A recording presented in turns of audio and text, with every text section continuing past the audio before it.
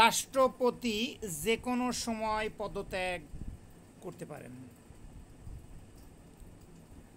ঘনিষ্ঠজনদের তিনি বলেছেন, আমি ভালো অবস্থায় নেই, যে কোনো সময় চলে যেতে পারি।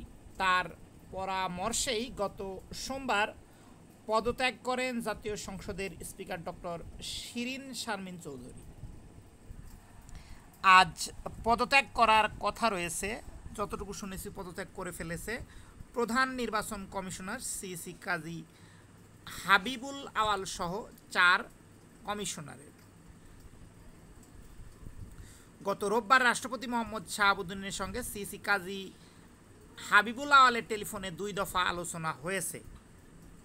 নির্ভরযোগ্য একাধিক সূত্র জানিয়েছে, টেলিফোনে কথা বলার সময় সিইসিকে স্বেচ্ছায় পদত্যাগ করে চলে যাওয়ার জন্য পরামর্শ দিয়েছিলেন রাষ্ট্রপতি মোহাম্মদ শাহাবুদ্দিন।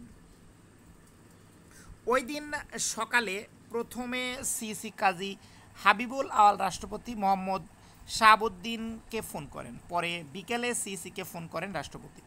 2 দফায় টেলিফোন আলাপে রাষ্ট্রপতির পরামর্শে পদত্যাগে সম্মত হন কাজী হাবিবুল আওয়াল। এরপর রাষ্ট্রপতির সঙ্গে আলাপের বিষয়টি 4 নির্বাচন কমিশনারকে অবহিত করেন সিইসি। তবে এখানে যে মূল বিষয় সেটা হচ্ছে, যদি রাষ্ট্রপতি পদত্যাগ করেন তাহলে উনি কার কাছে পদত্যাগ করবেন, এ বিষয়ে জানতে চাওয়া হলে ঢাকা বিশ্ববিদ্যালয়ের আইন বিভাগের অধ্যাপক ডক্টর বোরহানউদ্দিন খান গতকাল বুধবার রাতে বলেন, স্পিকার পদত্যাগ করলেও ডেপুটি স্পিকার রয়েছেন, তিনি জেলে আছেন ঠিক, কিন্তু এখনও তার অপরাধ প্রমাণিত হয়নি, তাই তার ডেপুটি স্পিকার পদ রয়েছে। এ প্রসঙ্গে অধ্যাপক বোরহানউদ্দিন খান সংবিধানের 74 অনুচ্ছেদের দফা 3 ও 6 উল্লেখ করেন। দফা 3 বলা হয়েছে, স্পিকারের পদ শূন্য হইলে বা তিনি রাষ্ট্রপতির কার্য করিলে কিংবা অন্য কোনো কারণে তিনি স্থিয় দায়িত্ব পালনে অসমর্থ বলিয়া সংসদ নির্ধারণ করিলে স্পিকারের সকল দায়িত্ব ডেপুটি স্পিকার পালন করিবেন।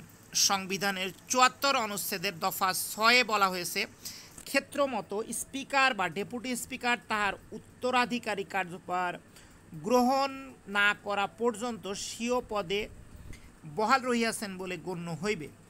রাষ্ট্রপতির পদত্যাগের পর সাংবিধানিক সংকট হতে পারে কি, এমন প্রশ্নের উত্তরে সংবিধান বিশেষজ্ঞ ডক্টর শাহদিন মালিক গতকাল বলেন, সার্বিকভাবে সংবিধান এখনও বন্ধ রয়েছে।